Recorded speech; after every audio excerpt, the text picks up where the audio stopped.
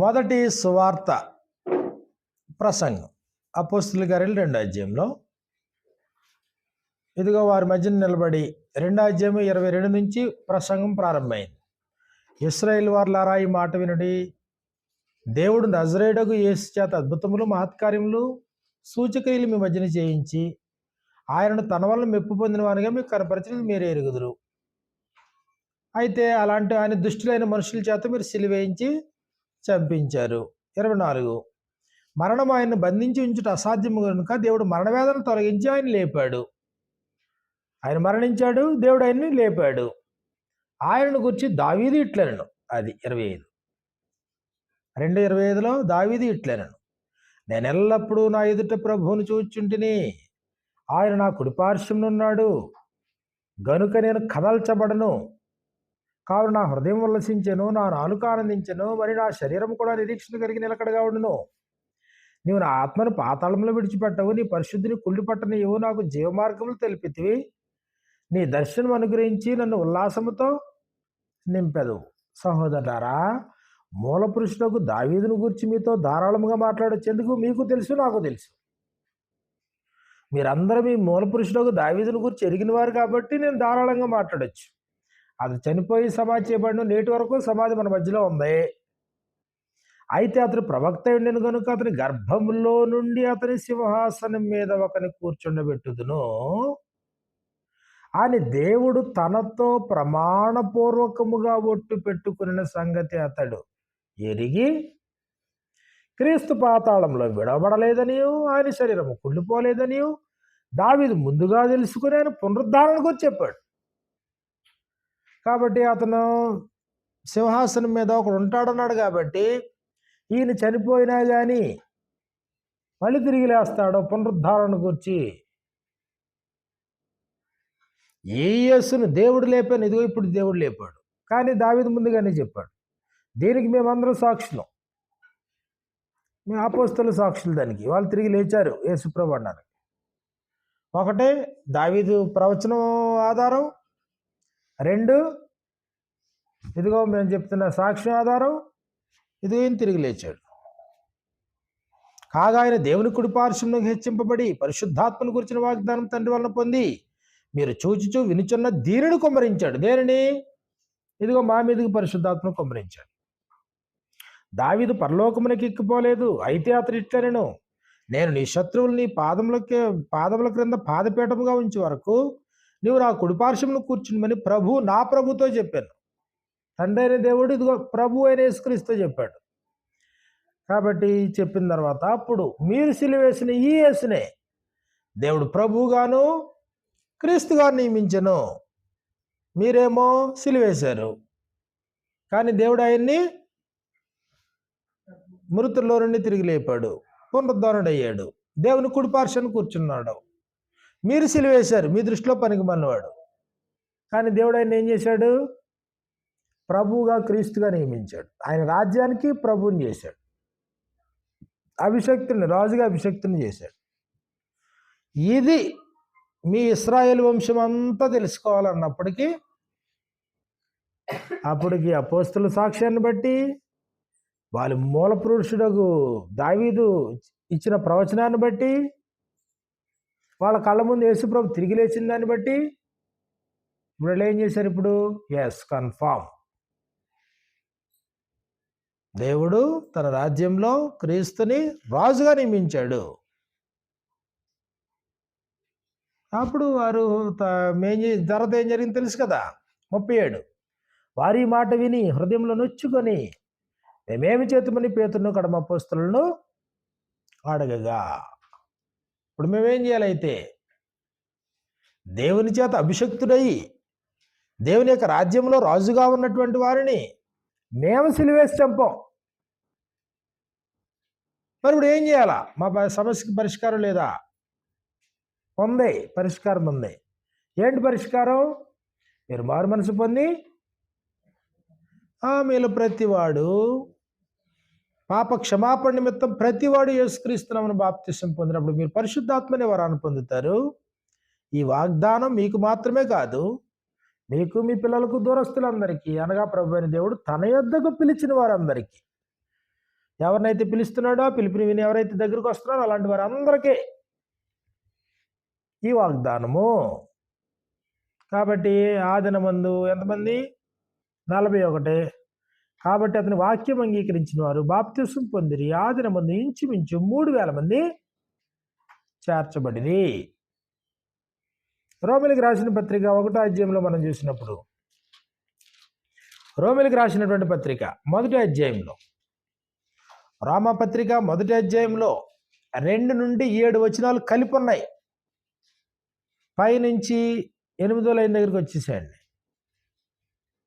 దేవుడు తన కుమారుడును మన ప్రభువునైన యేసుక్రీస్తు విషయమైన ఆ సువార్తను పరిశుద్ధ లేఖనముల యందు తన ప్రవక్తల ద్వారా ముందు వాగ్దానం చేశాను. యేసుక్రీస్తు శరీరమును బట్టి దావీదు సంతానముగాను, యేసుక్రీస్తు వారి శరీరమును బట్టి దావీదు సంతానముగాను, మృతులలో నుండి పునరుద్ధానుడైనందున పరిశుద్ధమైన ఆత్మను బట్టి దేవుని కుమారుడుగాను ప్రభావముతో నిరూపించబడెను. దేవుని కుమారుడుగా ప్రభావముతో నిరూపించబడ్డాడు. ఎవరు? ప్రభువైన యేసుక్రీస్తు దేవుని కుమారుడుగా నిరూపించబడ్డం ఏంటి? దేవుని కుమారుడుగా నిరూపించబడ్డం ఏంటైనా? అప్పుడు దీని గురించి పెద్ద గందరగోళం ఏం అవసరం లేదు. యేసు ప్రభు ఎలా దేవుని కుమారుడు? ఎలా దేవుని కుమారుడైనా?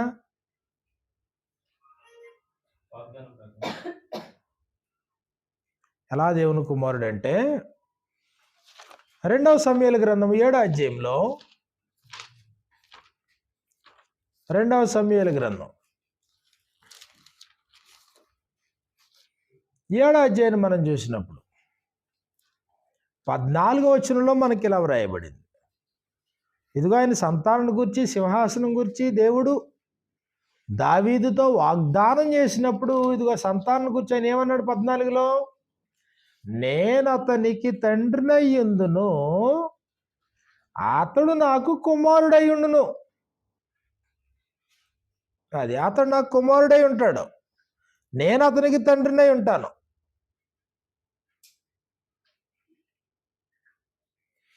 ఇప్పుడు ప్రభు అయినటువంటి యేసుక్రీస్తు రోమపత్రిక 1వ అధ్యాయంలో యేసుక్రీస్తు శరీరమును బట్టి దావీదు సంతానం, అబ్రహాము కుమారుడగు దావీదు కుమారుడైన యేసుక్రీస్తు.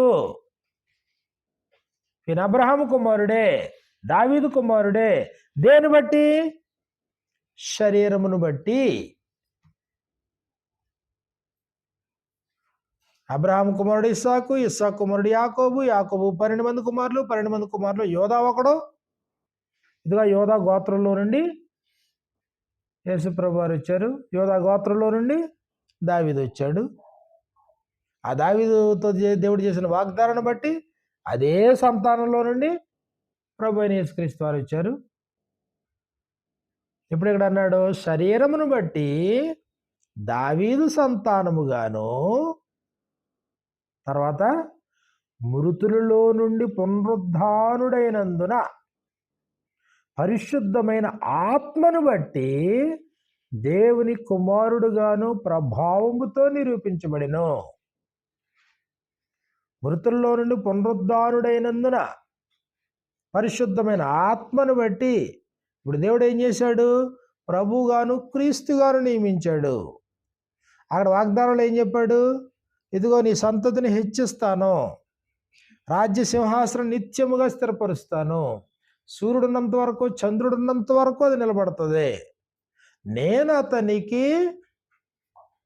తండ్రినయ్యుందును, అతడు నాకు కుమారుడు.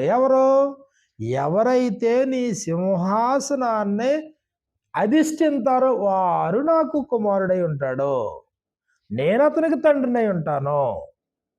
ఇప్పుడు దావీదు సింహాసనాన్ని అధిరోహించింది ఎప్పుడు? ఇదిగో ఇన్ని సంవత్సరాల తర్వాత, ఇదిగో మళ్ళీ యేసు ప్రభు భూమి మీద జన్మించి, మీరు సిలువేశారు కానీ దేవుడు ఆయన్ని ప్రభువుగా క్రీస్తుగా నియమించాడు. అంటే ఇప్పుడు ఆయన వెళ్ళి ఎక్కడ కూర్చున్నాడు? ఇప్పుడు పరలోకమందు దేవుని కుడి పార్శ్వాన కూర్చున్నాడు. దాని అర్థం ఏంటంటే దావీదు సింహాసనం మీద కూర్చున్నాడు. అంటే దాని అర్థం ఏంటంటే దేవుని సింహాసనం మీద కూర్చున్నాడు. కాబట్టి నేను అతనికి తండ్రినై ఉంటాను, అతను నాకేమై ఉంటాడు? కుమారుడై ఉంటాడు.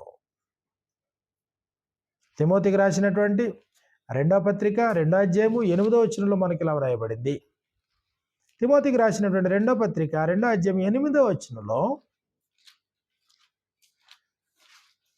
తిమోతికి రాసినటువంటి 2వ పత్రిక 2వ అధ్యాయం 8వ వచనంలో మనకి ఇలా వ్రాయబడింది. నా సువార్త ప్రకారం, అపోస్తలుడైన పౌలు ఆయన తన చెప్పే సువార్త ప్రకారం, నా సువార్త ప్రకారము దావీదు సంతానములో పుట్టి, యేసును గురించి చూడు మూలాలు ఎలా చెప్తున్నాడు.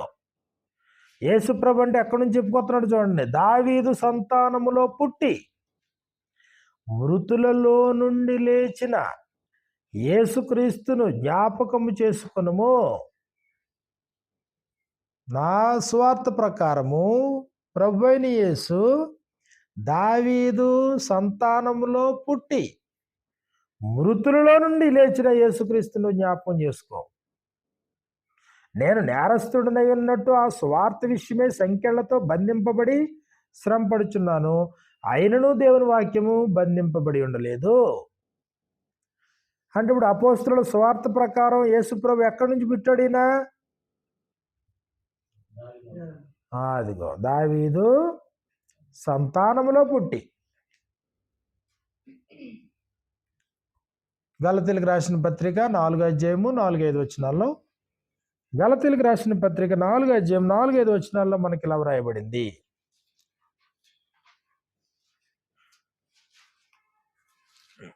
కాలం పరిపూర్ణమైనప్పుడు, కాలం పరిపూర్ణమయ్యేటంత వరకు యేసు పరలోక నివాసి అయి ఉండుట ఆవశ్యకం. అయితే కాలం పరిపూర్ణమైనప్పుడు దేవుడు తన కుమారుని పంపెను. ఆయన స్త్రీ యందు పుట్టి మనము దత్తపుత్రులము కావాలని ధర్మశాస్త్రమునకు లోబడి ఉన్నవారిని విమోచించుటకై ధర్మశాస్త్రమునకు లోబడిన వాడాయను. కాలం పరిపూర్ణమైనప్పుడు ఆయన స్త్రీ యందు జన్మించాడు. దావీదు సంతానంలో, దావీదు కుమారుడిగా, దేవుని కుమారుడిగా. కాబట్టి యేసుప్రభు అన్నప్పటికీ దావీదు కుమారుడా అంటారా? నిజమేనా? నిజమే. దేవుని కుమారుడా? నిజమే. మనిషి కుమారుడా? నిజమే. కాబట్టి అపోస్తలులు ప్రకటించారు. అపోస్తలులు మొట్టమొదట స్వార్థ ప్రసంగంలో ఇదిగో దావీదు దగ్గర నుంచి, దేవుడు దావీదుతో చేసిన వాగ్దానం దగ్గర నుంచి, దావీదు ప్రవచనం దగ్గర నుంచి, దాన్ని నెరవేర్ దగ్గర నుంచి అక్కడ ప్రస్తుతం ఉన్న ప్రజల వరకు ఇదిగో మీరు సిలువేసిన ఈ యేసునే దేవుడు ఏం చేశాడు? ఆయన రాజ్యానికి ప్రభువుగా క్రీస్తుగా అభిషక్తుడిగా నియమించాడు. మీరేమో రాజు రాజు రాజు రాజు అని చూస్తున్నారు. దావీదు సంతానంలో ఒక ఆయన వస్తాడని చూస్తున్నారు.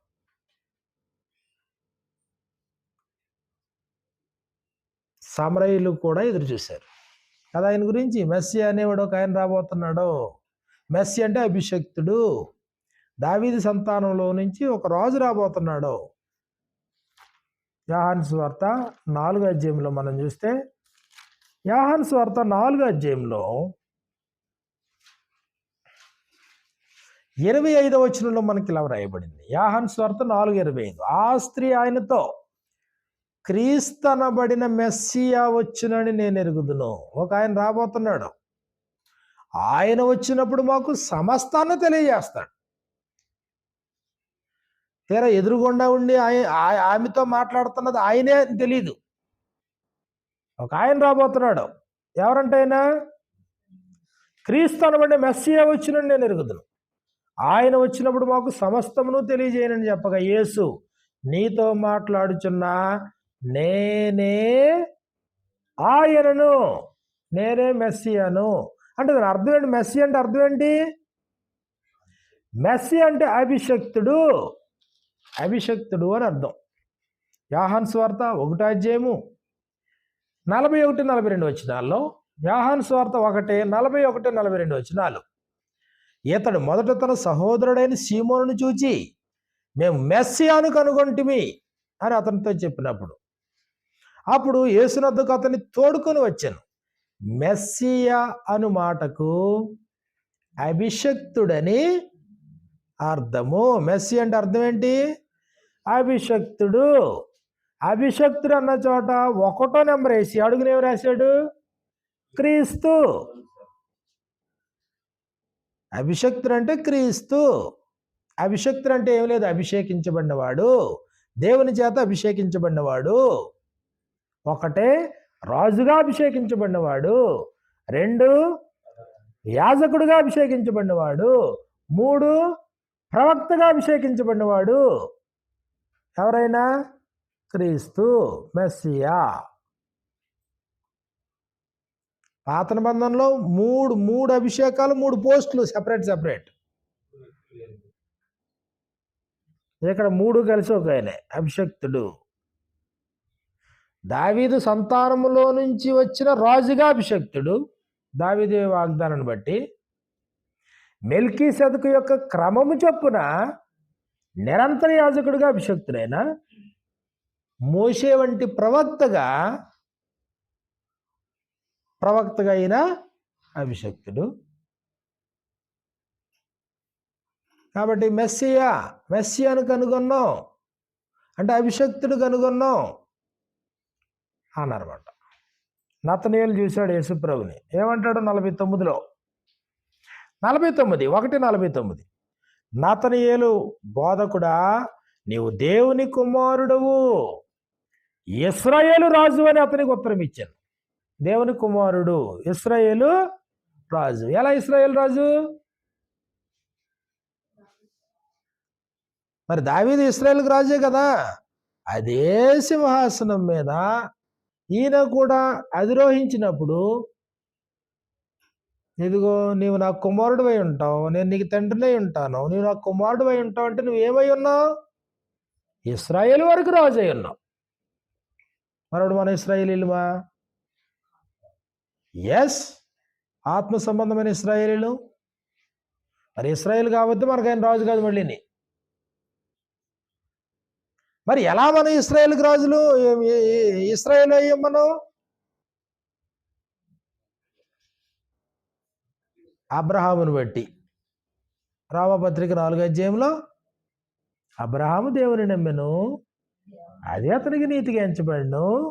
అతనికి మాత్రమే కాదు, నువ్వు నమ్మితే నీకు కూడా ఎంచబడుతుంది, నువ్వు అబ్రహాముకి పిల్లలు అవుతావు.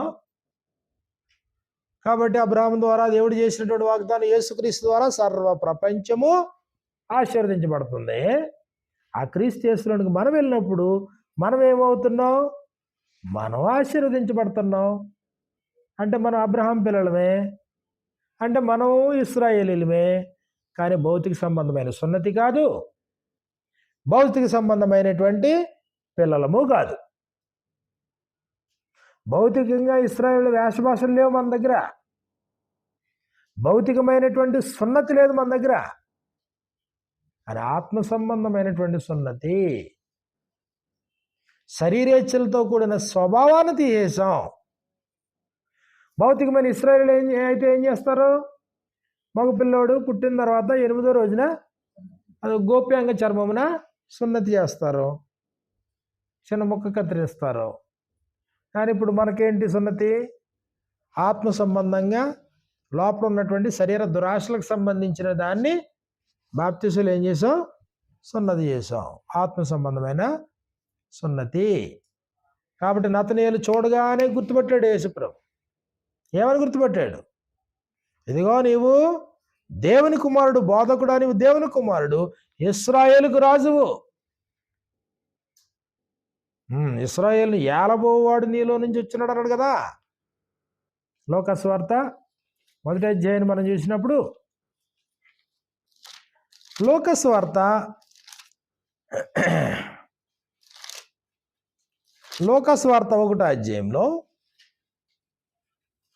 33వ వచనం, 32, 33 ఆయన గొప్పవాడై సర్వోన్నతుని కుమారుడు అనబడును, ప్రభువైన దేవుడు ఆయన తండ్రి అయిన దావీదు సింహాసనాన్ని ఆయనకి ఇస్తాడు యేసుప్రభు వారికి. ఆయన యాకోబు వంశస్థులను యుగ యుగములు ఏలును. యాకోబు వంశస్థులను ఏల్తాడో. మరి మన యాకోబు వంశస్థులమా? యాకోబు వంశస్థులు అంటే యాకోబు సంతానమే ఇశ్రాయేలీలు. యాకోబు వంశస్థులు ఏల్తాడో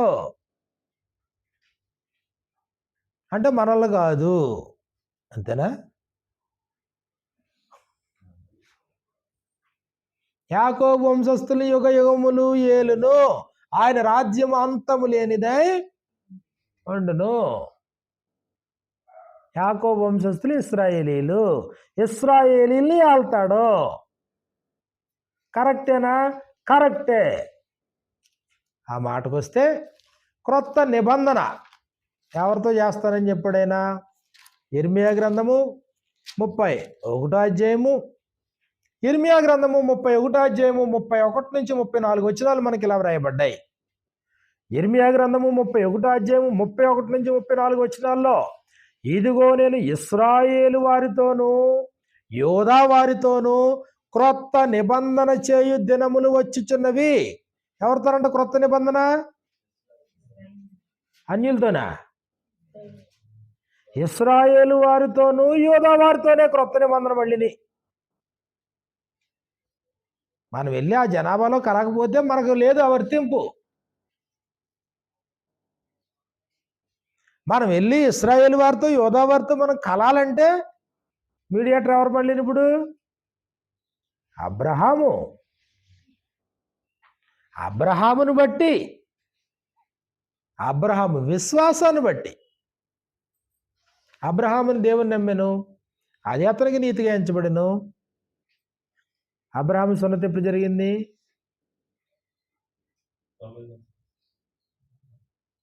ఎప్పుడు అబ్రహాము సున్నతి? ఇష్మాయిల్కి ఎప్పుడు? 13వ సంవత్సరంలో. ఇస్సాకు ఎప్పుడు? 8వ రోజున. అబ్రహాము సున్నతి ఎప్పుడు జరిగింది? ఆదికాండము 17వ అధ్యాయంలో. ఆదికాండము 17వ అధ్యాయం మనం చూస్తే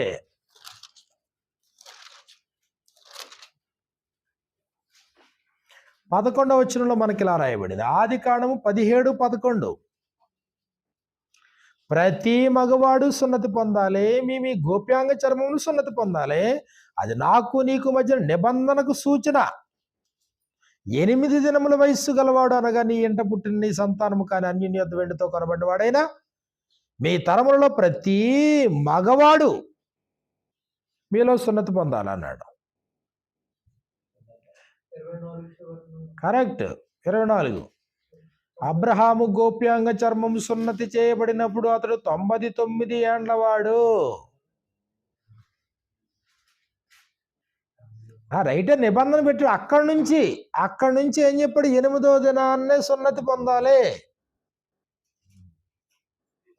కానీ అప్పుడు సున్నతి పొందేటప్పటికి అబ్రహాం వయసు ఎంత?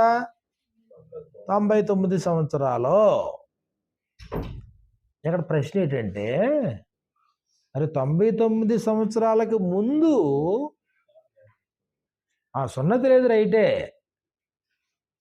దేవుని నమ్మలేదా అబ్రహాము? సున్నతికి ముందు నమ్మాడా, సున్నతి తర్వాత నమ్మాడా? ముందు తర్వాత కూడా నమ్మాడు. సున్నతికి ముందు నమ్మాడు కాబట్టి ఇదిగో సున్నతికి ముందు నమ్మినటువంటి కారణం చేత అన్యులకు అందరికీ కూడా ఈయన తండ్రిగా అయ్యాడు. సున్నతి తర్వాత నమ్మాడు కాబట్టి యూదులందరికీ ఈయన తండ్రి. అబ్రాహాము దేవుని నమ్మెను, అది అతనికి నీతిగా ఎంచబడింది. ఎప్పుడు నమ్మాడు? సున్నతి తర్వాత నమ్మాడా, ముందు నమ్మాడా? ముందు నమ్మాడు, తర్వాత నమ్మాడు. అంటే సున్నతి లేని అన్యజనులకి ఆయన తండ్రే, సున్నతి సంబంధులైనటువంటి యూదులకి ఇశ్రాయేలు వారికి కూడా ఆయన తండ్రే. అది రోమపత్రిక 4వ అధ్యాయం, రోమిలికి రాసిన పత్రిక 4వ అధ్యాయాన్ని మనం చూసినప్పుడు, రోమపత్రిక 4వ అధ్యాయంలో ఈ సంగతులు మనకి వ్రాయబడ్డాయి. రెండో అధ్యాయం చూద్దాం. ముందు రామపత్రిక 2వ అధ్యాయంలో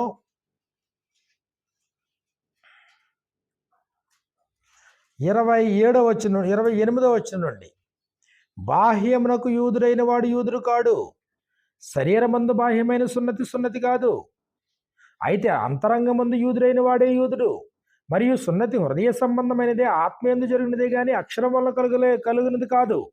అట్టి వారికి మెప్పు మనుషుని వలన కలగదు, దేవుని వలననే కలుగును. కాబట్టి సున్నతి బాహ్య సంబంధమైనటువంటి సున్నతి కాదని కొట్టుపడేశాడు. సున్నతి అనేది ఆత్మ సంబంధమైనది అయి ఉండాలి. కానీ వాళ్ళ అతిశయం ఏంటి? భౌతికమైన సున్నతిని బట్టి మేము అబ్రహాము సంతానం అంటారన్నమాట వాళ్ళు. యోహాను సువార్త 8వ అధ్యాయాన్ని మనం చూసినప్పుడు యేసు ప్రభుతో ఆర్గ్యుమెంట్ జరిగింది. ఇక్కడ యోహాను సువార్త 8వ అధ్యాయంలో 33, వారు మేము అబ్రహాము సంతానము, ఎన్నడను ఎవనికి మేము దాసులమై ఉండలేదే, మీరు స్వతంత్రులుగా చేయబడుతురని మీరు ఎలా చెప్పుచున్నారు? వాళ్ళు అంటారు మేము అబ్రహాం సంతానం అన్నారు. ఆయన ఏమంటాడు యేసు ప్రభు? ఇదిగో 37, మీరు అబ్రహాం సంతానమని నాకు తెలియను, ఆయనను మీలో నా వాక్యమునకు చోటు లేదు కనుక నన్ను చంపవెతుకుచున్నారు. వాళ్ళు ఏమంటారంటే 39, అందుకు వారు ఆయనతో మా తండ్రి అబ్రహాం అనిరి. ఓకే, శరీరరీతిగా మీకు తండ్రే, కానీ యేసు మీరు అబ్రహాము పిల్లలైతే అబ్రహాము చేసిన క్రియలను చేతురు. కానీ మీరు చేసే క్రియలేంటి? 44వ వచనంలో, మీరు మీ తండ్రి యొక్క అపవాది సంబంధులు కారా? వాళ్ళు ఏమంటారు? మా తండ్రి అబ్రహాము. యేసు ప్రభు ఏం డిక్లేర్ చేశాడు? మీ తండ్రి అబ్రహాము కాదు, మీ తండ్రి అపవాది, మీ తండ్రి సాతాను అని చెప్పాడు ఆయన. దేన్ని బట్టి? ఇప్పుడు శరీరాన్ని బట్టి అనే కాదు, అక్కడ నువ్వు చేసే క్రియలను బట్టి. మీ తండ్రి దురాశలు నెరవేర్చుకోరుచున్నారు, ఆది నుండి వాడు నరహంతకుడై ఉండి సత్యమందు నిలిచిన వాడు కాడు, అని ఎంత సత్యమే లేదు. కాబట్టి మీరు మీ తండ్రి అపవాది సంబంధులు. బాహ్య సంబంధమైన ఇదిగో సున్నతి కాదు, బాహ్య సంబంధమైన ఇదిగో సంతానం కాదు. అంటే భౌతిక సంబంధమైనటువంటి ఇశ్రాయేలుని ఆయన ఏం చేశాడు? ఆయన తీసి పక్కన పెట్టాడు. ఇప్పుడు అబ్రహాముకు వారసులు అంటే ఎవరు వారసులు? శరీరాన్ని బట్టి కాదు, సున్నతిని బట్టి కాదు, విశ్వాసాన్ని బట్టి వారసులు. రామపత్రిక 4వ అధ్యాయంలో, రామపత్రిక 4వ అధ్యాయం ఇంటికి వెళ్ళిన తర్వాత దీన్ని బాగా చదవండి. క్లుప్తంగా మనం చూసినప్పుడు 3వ వచనంలో లేఖనం ఏమి చెప్పుచున్నది? అబ్రహాము దేవుని నమ్మెను, అది అతనికి నీతిగా ఎంచబడెను. 9వ వచనంలో ఈ ధన్యవచనము సున్నతి గలవారిని గురించి చెప్పబడినదా, సున్నతి లేని వారిని గురించి చెప్పబడినదా? అబ్రహాము యొక్క విశ్వాసం అతనికి నీతి అని ఎంచబడుచున్నది కదా. మంచిది. అది ఏ స్థితి యందు ఎంచబడెను? ఆయన విశ్వాసం ఆయనకి నీతిగా ఏ స్థితిలో, ఏ ఏజ్లో ఎంచబడింది? సున్నతి కలిగి ఉన్నప్పుడా, సున్నతి లేనప్పుడా? సున్నతి కలిగి ఉన్నప్పుడు కాదు, సున్నతి లేనప్పుడే. అది సున్నతి చేయించబడిన తర్వాత ఆయన నమ్మాడు, నీతిగా ఎంచాడు కాదు. అంతకు ముందే దేవుడు నమ్మాడు, అది అతనికి నీతిగా ఎంచబడింది. మరియు సున్నతి లేని వారైనను నమ్మిన వారందరికీ, సున్నతి లేని వారు ఎవరు? ఇదిగో మనం అందరూ, అన్యజనులు అందరూనే, ప్రపంచవ్యాప్తంగా ఉన్నటువంటి వారందరూ, యూదులు కాని వారందరూ సున్నతి లేనివారు. అప్పుడు 11వ వచనంలో, సున్నతి లేని వారైనను నమ్మిన వారందరికీ అతడు తండ్రి అగుట వలన వారికి నీతి ఆరోపించుటకై అతడు సున్నతి పొందక మునుపు తనకు కలిగిన విశ్వాసము వలన నీతి ముద్రగా సున్నతి అను గుర్తు పొందెను. కాబట్టి సున్నతి లేని వారికి ఆయన తండ్రే, సున్నతి గల వారికి ఆయన తండ్రే. దేర్ఫోర్ అబ్రహాము విశ్వాసులందరికీ తండ్రి. అప్పుడు అక్కడ నుంచి అబ్రహాము విశ్వాసం ఎలాంటిది అన్నీ చెప్పుకుంటా వివరించి వచ్చిన తర్వాత అప్పుడు 22వ వచనంలో 4:22 నుంచి, అందుచేత అది అతనికి నీతిగా ఎంచబడెను. అది అతనికి ఎంచబడినని అతని నిమిత్తము మాత్రమే కాదు గాని మన ప్రభు అయిన యేసును మృతులలో నుండి లేపిన వాని యందు విశ్వాసముంచిన మనకును నీతిగానే ఎంచబడుతుంది. అది అబ్రహాము దేవుని నమ్మాడు, అది అతనికి నీతిగా ఎంచబడింది. అతనికి మాత్రమే కాదు, ఇదిగో మృతుల్లో నుండి దేవుడు ఆయన లేపాడు, లేపిన వాని యందు విశ్వాసం ఉంచితే నీకు కూడా ఆ విశ్వాసం నీకు నీతిగా ఎంచబడుతుంది. ఆయన మన అపరాధముల నిమిత్తము అప్పగింపబడి మనము నీతిమంతులుగా తీర్చబట్టుకే లేపబడెను. కాబట్టి విశ్వాస మూలమున మనము నీతిమంతులముగా తీర్చబడి ప్రభు యేసుక్రీస్తు ద్వారా దేవునితో సమాధానము కలిగిందము. కాబట్టి మనం ఇశ్రాయేలు యూదా ఇంటి వారమేనా? అవును. దేన్ని బట్టి? విశ్వాసాన్ని బట్టి. అబ్రహాం పిల్లలమేనా? అవును. దేన్ని బట్టి? విశ్వాసాన్ని బట్టి. కాబట్టి మనం నేడు ఆత్మ సంబంధమైన ఇశ్రాయేలుమేనా? అవును. ఆ శరీర సంబంధమైన సున్నతిని బట్టా? కాదు, ఆత్మ సంబంధమైన సున్నతిని బట్టి. కొలస్సీలకు రాసిన పత్రిక, కొలస్సీలకు రాసినటువంటి పత్రికను మనం చూసినప్పుడు ఇదిగో 2వ అధ్యాయంలో మనకి ఇలా వ్రాయబడింది. కొలస్సీలకు రాసిన పత్రిక 2వ అధ్యాయము 11వ వచనాన్ని మనం చూస్తే, కొలస్సీలకు రాసిన పత్రిక 2వ అధ్యాయము 11వ వచనంలో, మీరును క్రీస్తు సున్నతి యందు, ఇదిగో క్రీస్తు సున్నతి అంట, శరీరేచ్ఛలతో కూడిన స్వభావమును విసర్జించి. దేన్ని విసర్జించాలా? శరీరేచ్ఛలతో కూడిన స్వభావాన్ని విసర్జించాలి. అక్కడే దేన్ని విసర్జించాలా? మీ గోప్యాంగ చర్మమును అక్కడ కత్తిరించాలి. ఎప్పుడది? 8వ దినాన్న. ఎక్కడెప్పుడు? నీ బాప్తీసంలో. ఇక్కడ 8వ రోజు అని లేదు, ఇక్కడ 8వ సంవత్సరం అని లేదు, సంవత్సరాల వయసుతో పని లేదు ఇక్కడ. ఎప్పుడైతే నువ్వు నమ్మి బాప్తీసం పొందుతున్నావో ఏం జరగాలప్పుడు? ఇదిగో శరీరేచ్ఛలతో కూడిన స్వభావాన్ని విసర్జించి ఆయనతో చేతులతో చేయబడని సున్నతి పొందితిరి. మీరు బాప్తిస్మమందు ఆయనతో కూడా పాతి పెట్టబడిన వారై. ఏ విషయంలో?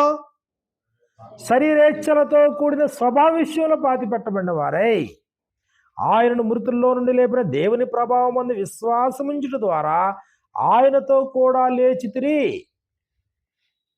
అది ఆత్మ సంబంధమైన ఇశ్రాయేలుమేనా?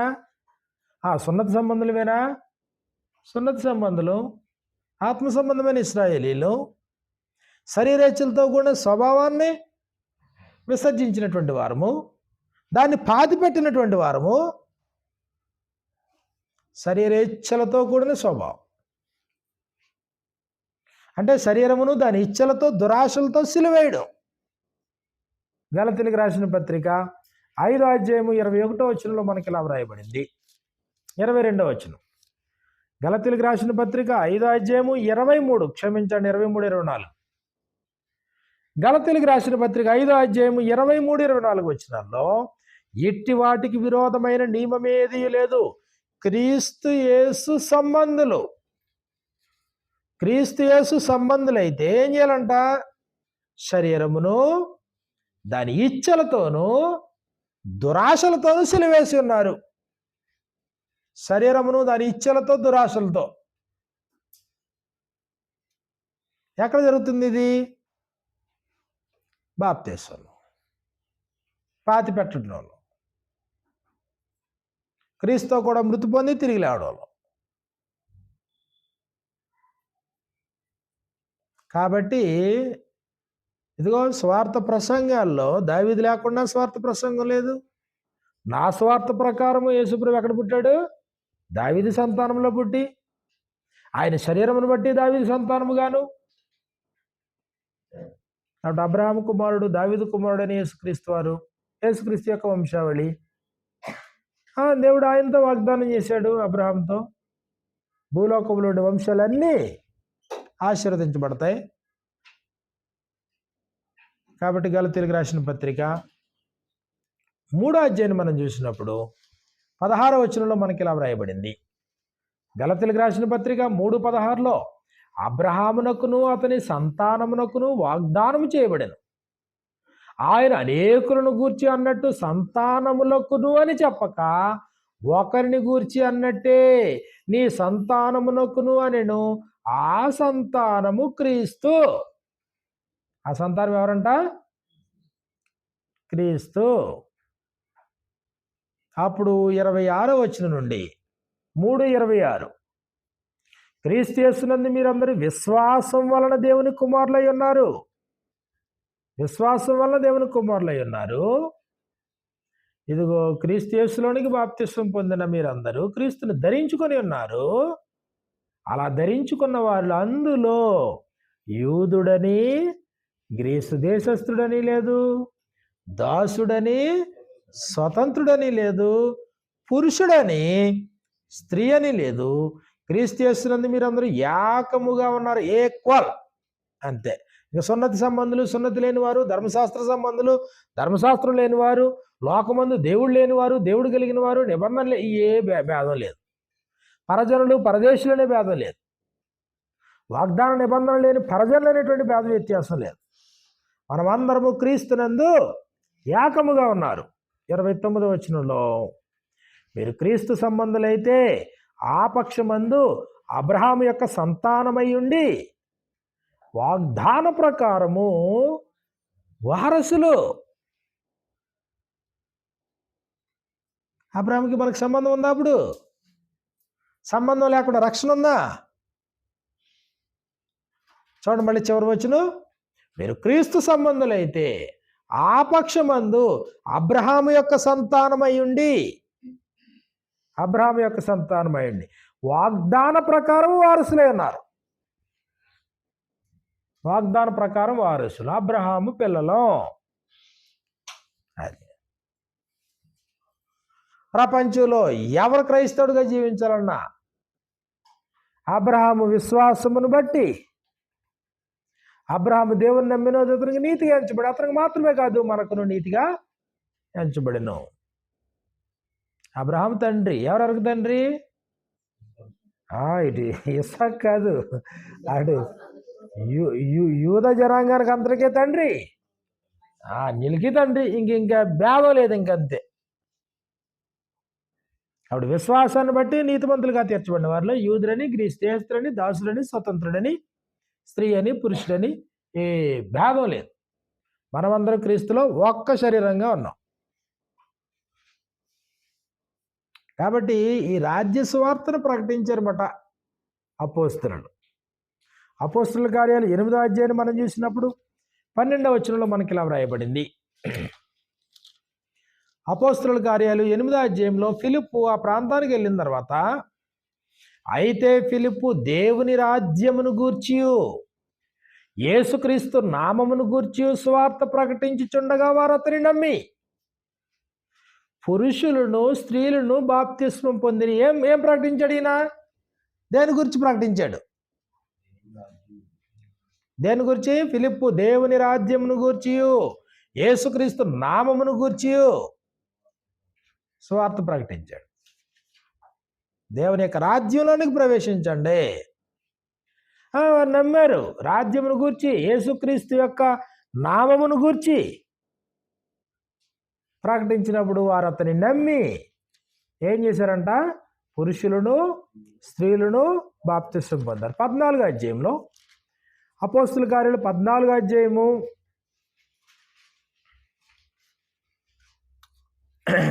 ఇక్కడ ఇదిగో స్వార్థ ప్రయాణంలో పౌలుతో పాటు వీళ్ళు బయలుదేరి స్వార్థ వాక్యాన్ని ప్రకటిస్తూ ఉన్నారు. వారు ఆయా ప్రాంతాలు తిరిగిన తర్వాత 21, 22 వచనాల్లో మనకి ఇలా వ్రాయబడింది.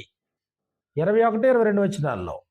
వారు ఆ పట్టణంలో సువార్త ప్రకటించి అనేకులను శిష్యులుగా చేసిన తరువాత లుస్త్రాకును, ఈకొనియకును, అంతియొకకును తిరిగి వచ్చి శిష్యుల మనస్సులను దృఢపరచి విశ్వాసమందు నిలకడగా ఉండవలనని అనేక శ్రమలను అనుభవించి మనము దేవుని రాజ్యంలో ప్రవేశింపవలననియు వారిని హెచ్చరించిరి.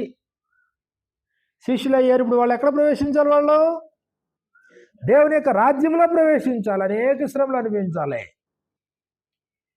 కాబట్టి స్వార్థ ప్రయాణాల్లో కూడా వీళ్ళు దేని గురించి ప్రకటిస్తున్నారు?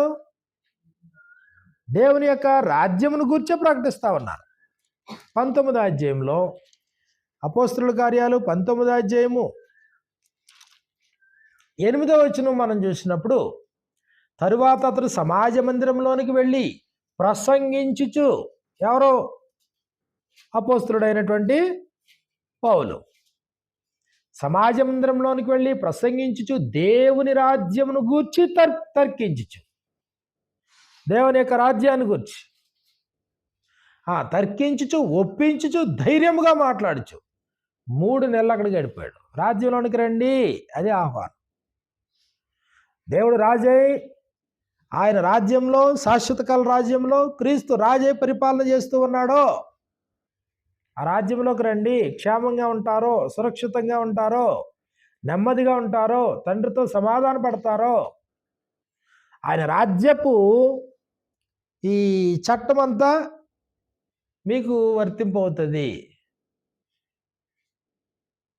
ఆయన ధర్మ విధులు మీ మనసులో, మీ హృదయాల మీద రాస్తాడో. ఆత్మ సంబంధమైన రాజ్యంగా మీరు ఉంటారు. శాశ్వత కాలం ఉండే దేవుని యొక్క రాజ్యంలో మీరు సభ్యత్వం కలిగి ఉంటారు. రాజ్యంలోనికి ప్రవేశించండి, రాజ్యంలోనికి ప్రవేశించండి. అపోస్తలుల కార్యాలు 20వ అధ్యాయంలో, అపోస్తలుల కార్యాలు 20వ అధ్యాయంలో 17వ వచనం నుండి, అతడు మిలేతు నుండి ఎఫెసులకు వర్తమానం పంపాడు. ఎఫెసి సంఘంలో ఉన్న పెద్దలందరినీ పిలిపించాడు. వారితో మాట్లాడుతూ ఉన్నాడు పౌలు. సంఘపు పెద్దలతో ఈయన మాట్లాడుతూ, ఇదిగో 24వ వచనం నుండి, అయితే దేవుని కృపాస్వార్తను గురించి సాక్ష్యం ఇచ్చుట యందు నా పరుగును నేను ప్రభువైన యేసు వలన పొందిన పరిచర్యను తుదముట్టించవలనని నా ప్రాణము నాకు ఎంత మాత్రము ప్రియమైనదిగా ఎంచుకొనలేదు. 25వ వచనంలో, ఇదిగో దేవుని రాజ్యమును గూర్చి ప్రకటించుచు నేను మీ మధ్యను సంచరించుచుంటిని. మీలో ఎవరునూ ఇక మీదట నా ముఖం చూడరని ఇప్పుడు నాకు తెలియను. దేవుని ప్రకటించాడు మీ మధ్య, వారి మధ్యన దేవుని రాజ్యమును గూర్చి ప్రకటించుచు నేను మీ మధ్యను సంచరించుచుంటిని. దేవునికి ఒక రాజ్యం ఉంది. ప్రభు అక్కడ రాజు అయి ఉన్నాడు. ఆ రాజ్యానికి ఒక చట్టం ఉంది. ఆ రాజ్యంలో ప్రజలు ఉన్నారు. ఆ ప్రజల్లో నువ్వు ఉన్నావా? ఆ రాజ్యంలోనికి నువ్వు ప్రవేశించావా? ఆ రాజ్య ప్రవేశానికి సంబంధించిన సువార్తను విన్నావా? రాజకీయ పార్టీలు సభ్యత్వం తీసుకుంటే చూసారా అప్పుడప్పుడు? తెలుసా? సభ్యత్వానికి సంబంధించిన దానికి ఒక అప్లికేషన్ ఫామ్ ఫిల్ చేయాలా, దానికి ఒక ఫోటో అంటించుకోవాలా, వాళ్ళ డీటెయిల్స్ అన్ని ఇవ్వాలా. ఇదిగో ఇంత అమౌంట్ ఏదో ఉంటుంది, ఆ 10 రూపాయలు 5 రూపాయలు ఎంతో కడితే ఆ పార్టీలో నీకు సభ్యత్వం ఇస్తారు అన్నమాట. భౌతికమైన రాజ్యాల్లో సభ్యులు ఉంటారు. ఇదిగో మా పార్టీకి ఇంతమంది కార్యకర్తలు ఉన్నారు, వాళ్ళ దగ్గర లిస్ట్ ఉంటుంది. దేవుని రాజ్యం ఉంది, దేవుని పరిపాలన ఉంది, ప్రేమతో కూడిన ఆయన పరిపాలన ఉంది. నీకు చక్కగా ప్రొటెక్షన్లో ఉండే పరిపాలన ఉంది. ఆయన రాజ్యమును గురించి నువ్వు స్వార్థను విన్న తర్వాత వారు అతను నమ్మి పురుషులను స్త్రీలను బాప్తిసం పొందారు. పౌలు అంటాడు, దేవుని రాజ్యమును గురించి స్వార్థను ప్రకటించుచు నేను మీ మధ్యన సంచరించుంటిని. ఇదిగో ఇంతకాలం మీ మధ్యన ఉన్నాను, ఇక వెళ్ళిపోతున్నాను, మళ్ళీ మీ మొహం చూస్తారని నాకు అనుకోవట్లేదు. మన ఆయన రాజ్యంలో ఉన్నామా? రాజ్యంలోనికి మనం ప్రవేశించాలే ప్రాముఖ్యమైంది. ప్రవేశించిన వారు నిశ్చలమైనటువంటి రాజ్యాన్ని పొందినటువంటి వారు.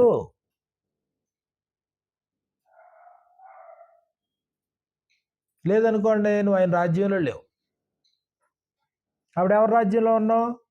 ఏమో ఏ రాజ్యంలో ఉన్నావో నీకు తెలియాలి. సాతాను రాజ్యంలో ఉన్నావా? భౌతికమైన రాజుల రాజ్యంలో ఉన్నావా? అప్పుడు నీకేమన్నా కష్టం వచ్చినా, నష్టం వచ్చినా, భారం వచ్చినా, ఇబ్బంది వచ్చినా ఆ కార్యకర్తలందరూ నిన్ను జగన్ దగ్గర తీసుకెళ్తారు, లేకపోతే లోకేష్ దగ్గర తీసుకెళ్తారు. ఇప్పుడు జగన్ ఓదార్పు యాత్ర చేస్తాడు కదా, దేనికి? ఎవరికోసం అది? వాళ్ళ కార్యకర్తలు. ఇప్పుడు జనసేన వాళ్ళు ఉన్నారు, వాళ్ళ కార్యకర్తకి ఏమైనా అయిందనుకోండి, వాళ్ళు స్పందింతారు కదా, అది మాట అదే అలా అందరికీ స్పందించారు. ఎవరో మహానుభావులు ఒక్కొక్కరు ఉంటారు అక్కడక్కడ, అలాంటి వాళ్ళకి స్పందింతారు. ఇది దేవుని యొక్క రాజ్యం. ఇది రెస్పాన్సిబిలిటీ ఎవరో? రాజు, దేవుడు, యేసుక్రీస్తు. నీ కొరకు 1000 దూతలు, పరిశుద్ధులు,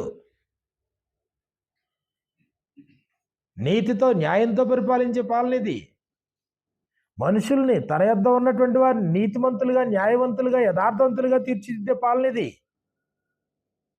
భౌతికమైన ఆకర్షణలు చేయకుండా శాశ్వతమైన నిత్యత్వానికి మనుషుల్ని నడిపించేటువంటి వాతావరణం ఇది.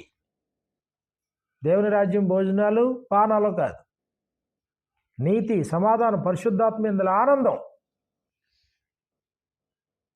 అలాంటి రాజ్యంలో నీవు ప్రవేశింపగోరితే ఏం చేయాలా?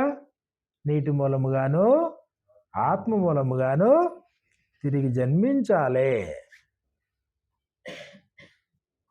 తిరిగి జన్మిస్తేనే తప్ప అందులో ప్రవేశించలేరు రాజ్యంలోనికి. ఇర్మియా గ్రంథము 31వ అధ్యాయంలో అది దాని పొందిన వారికి గాక ఎవరికి చెందదన్నాడు. ఇర్మియా గ్రంథము 31వ అధ్యాయము, ఇర్మియా గ్రంథము 31వ అధ్యాయము 33వ వచనం నుండి మనకి ఇలా వ్రాయబడింది. ఈ దినములైన తరువాత నేను ఇశ్రాయేలు వారితోనూ యోధా వారితోనూ చేయబో నిబంధన ఇదే. వారి మనస్సులలో నా ధర్మ విధులు ఉంచెదను, వారి హృదయముల మీద నా ధర్మ విధులను వ్రాసేదను. యెహోవాకు ఇదే. 34 నేను వారికి దేవుడినయ్యుందును, వారు నాకు జనులగుదురు. వారు మరి ఎన్నడను యెహోవాను గురించి బోధనందదము అని తమ పొరుగు వారికి కానీ తమ సహోదరులకు కానీ ఉపదేశం చేయరు.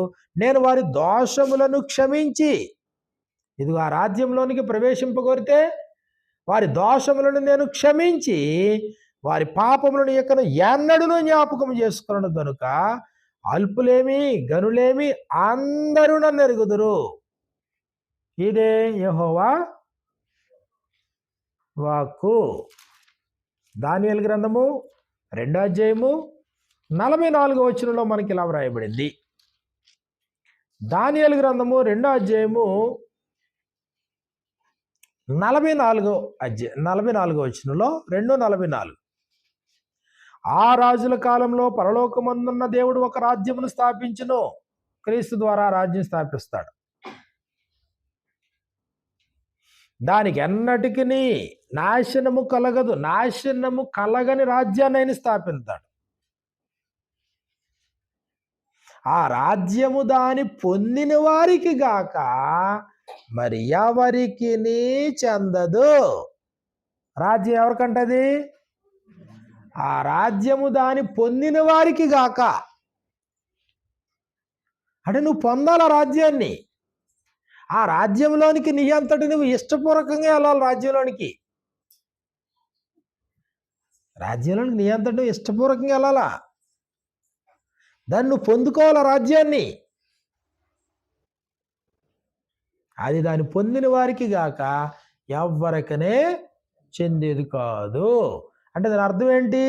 ఒక వ్యక్తి తనంతట తాను ఇష్టపూర్వకంగా, ఇదిగో నాకు ఇలాంటి పాలన కావాలా, ఇలాంటి ప్రభుత్వం కావాలా, ఇలాంటి రాజు నాకు కావాలా, ఇలాంటి పరిపాలనలో నేను బ్రతకాల, అది నేను ఇష్టపడుతున్నాను. ఈ రాజ్యంలోనికి నేను ప్రవేశించాలనుకుంటున్నాను. అది దాని పొందిన వారికి గాక. దారంట పోయేది దానికి దానం చేసేది కాదు అది. అది దాని పొందిన వారికి గాక. మరి ఎవరికైనా చెందదు రాజ్యం. కాబట్టి ఒక వ్యక్తి తనంతట తాను కోరుకుని అందులో ప్రవేశించడం. కాబట్టి తండ్రి క్రైస్తవుడు అనుకోండి, పిల్లలందరూ ఆటోమేటిక్గా క్రైస్తవులు అయిపోరు. తల్లి క్రైస్తవులు అనుకోండి, ఫ్యామిలీ ప్యాకేజ్ ఉండదు అక్కడ. అది దాని పొందిన వానికి గాక మరి ఎవరికి ఆ రాజ్యము చెందదు. అంటే అర్థం ఏంటి? ఒక వ్యక్తి రాజ్యాన్ని గురించి విని రాజ్య సంగతులు విన్న తర్వాత, ఇదిగో నాకు ఆ రాజ్యంలో నాకు ప్రవేశం కావాలి, ఆ రాజ్యంలో నేను పౌరుడిగా బ్రతకాలనుకుంటున్నాను, అప్పుడు నువ్వు ఇష్టపూర్వకంగా. ఇప్పుడు పసిపిల్లలు ఉన్నారనుకోండి, పసిపిల్లలు ఆ రాజ్యంలో గెంటడానికి కుదురుతుందా? ఇప్పుడు చిన్నపిల్లలు పసిపిల్లలకు బాప్తీసం ఇచ్చేసారనుకోండి, ఇప్పుడు ఇలా బలవంతాన్ని పోయేది అది. అదే సున్నతి అయితే ఏం చేయాలా? ఆడు కేకలు పెట్టినా ఏం చేయాలా? డ్రైర్ తీసేసి కొద్దిగా కట్ చేసేయాలి ముక్క 8వ రోజుని. ఆడికి ఇష్టం ఉందా? ఆడు ఏడుతున్నాడా? బలవంతాన్ని నర్సులు ఇంజక్షన్లు ఎలా అయితే పుడుతారో అలా ఏం చేయాలో సున్నతి 8వ రోజున టెన్షన్గా దేవాలయానికి తీసుకెళ్ళిపోయి వీళ్ళ కానుకలు సమర్పించుకుని అన్నీ అయిపోయిన తర్వాత వాళ్ళకి యాజకులకి అప్పచెప్తే యాజకులు ఏం చేస్తారు? జాగ్రత్తగా సున్నతి చేస్తారు. ఒక 2-3 రోజులు జ్వరం, ఇవన్నీ మామూలే. ఇష్టం ఉన్నా లేకపోయినా ఈ రోజుకి సున్నతి చేసుకునే వాళ్ళు ముస్లింలు వీళ్ళందరూ ఉన్నారనుకోండి, వాళ్ళ ఇష్టంతో పని లేదు. అది పుట్టిన తర్వాత 8వ రోజున తీసుకెళ్ళి సున్నతి చేయడమే అది.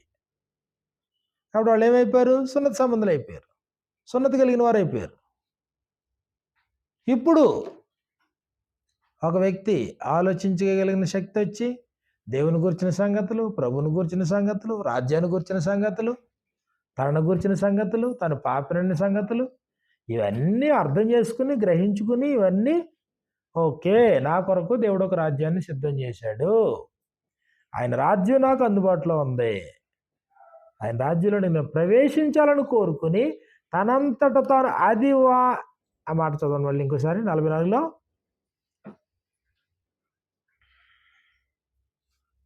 ఆ రాజుల కాలంలో పరలోకమందున్న దేవుడు ఒక రాజ్యమును స్థాపించును, దానికి ఎన్నటికి నాశనము కలగదు, ఆ రాజ్యము దాని పొందిన వారికి గాక మరి ఎవరికి చెందదు. పొందేవాడికే చెందుతుంది ఆ రాజ్యం. అది అంటాడు, విల్లింగ్ఫుల్గా ఇష్టపూర్వకంగా పొందాలని కోరికతో పొందేవాడికి ఆ రాజ్యం చెందుతుంది, లేకపోతే రాజ్యము చెందదు, రాజ్యంలోనికి ప్రవేశము ఉండదు. కాబట్టి రాజ్యంలో నువ్వు ఉన్నావా? ఉంటే నువ్వు క్షేమంగా ఉన్నట్టు, నువ్వు సేఫ్ సైడ్ ఉన్నట్టు, నీకు మేలుకరంగా ఉన్నట్టు, తండ్రితో సంబంధం కలిగి ఉన్నట్టు, నువ్వు రక్షించబడినట్టు, పాప క్షమాపణ పొందినట్టు, మారు మనసు పొందినట్టు. ఆ రాజ్యంలో నువ్వు ఉంటే ఇదిగో తరతరాలు యుగాలు ఉండేటువంటి ఆ నిత్య స్వాస్థ్యములకు నువ్వు ప్రయాణం చేస్తున్నాడు. ఆయన రాజ్యం మాకు తెలియదండి, ఆయన రాజు అనే సంగతి మాకు తెలియదండి, మమ్మల్ని ఏలేవాడు ఎవడో ఉన్నాడండి, మనుషులు ఎలాగ ఆడితే మేము తోలుబొమ్మలాగా అలాగ ఆడతామండి, మా నిర్ణయాలు మా చేతుల్లో ఉండవండి, కాబట్టి ఎవరేం చెప్తే ఇటు కొట్టుకుని పోతామండి. కల్పింపబడిన ప్రతి ఉపదేశములకు ఇటు అటు కొట్టుకొని పోవచ్చు, అలల చేత ఎగరగొట్టబడిన వారమైనట్లు ఉండక సందేహపడివాడు గాలి చేత రేపబడి ఎగురుపడు సముద్ర తరంగంలో పోలి ఉంటాడు, నిశ్చలమైన రాజ్యంలో లేడు, కాబట్టి చలించిపోతాడు మనిషి. అప్పుడు ఎవరు గైడెన్స్లో నడుస్తావు నువ్వు? నీకు ఎవరు చెప్తే వాళ్ళు, నీ దృష్టికి ఎవరు తెలివైన వాళ్ళు అయితే వాళ్ళు. అది ఒక్కోసారి తండ్రి తెలివైనడు, ఒక్కోసారి తల్లి తెలివైంది, ఒక్కోసారి ఇద్దరు తెలివి తక్కువ వాళ్ళు, అప్పుడు ఎవడో ఫ్రెండ్ నడిపిస్తాడు. ఏదో ఒక రోజు నాడు మోసం చేసినాడు అనుకోండి, ఆ తర్వాత మళ్ళీ ఇంకొక చెలికత్తి ఎవరొకరు దొరుకుతుంది, ఆవిడ నడిపిస్తుంది. ఓ ఫ్రెండ్, ఓ స్నేహితుడు, ఇరుగు పొరుగు వాళ్ళు, అత్తమామలు, మొగుడు, భర్త, భార్య, ఇది పరిస్థితి. ఎవరు ఏం చెప్తే తినడం, అమాయకంగా ఎండం, ఎవరు ఏం చెప్తే చేయడం. ప్రభువు లేడా? పరిపాలించేవాడు లేడా? పరిపాలించేవాడు గొప్ప నాయకుడు కాదా? పరిపాలించేవాడు నీతి న్యాయాలతో పరిపాలించట్లేదా? అలాంటి రాజుని నాయకత్వాన్ని కాదనుకుని ఏ నాయకత్వాన్ని నువ్వు కోరుకుంటున్నావు? కాబట్టి దేవుని యొక్క రాజ్యంలోనికి ప్రవేశించటం ప్రాముఖ్యమైన సంగతే. కాబట్టి ఒకటే నిశ్చలమైన రాజ్యమును పొంది, రెండో మాట ఏమన్నాను? దైవ కృప కలిగి ఉందము. మధ్యాహ్నం నుంచి దేవుని యొక్క కృపను గురించి మనం మాట్లాడుకుందాం. నేను ప్రతి వారికి హృదయపూర్వకమైన కృతజ్ఞతలు.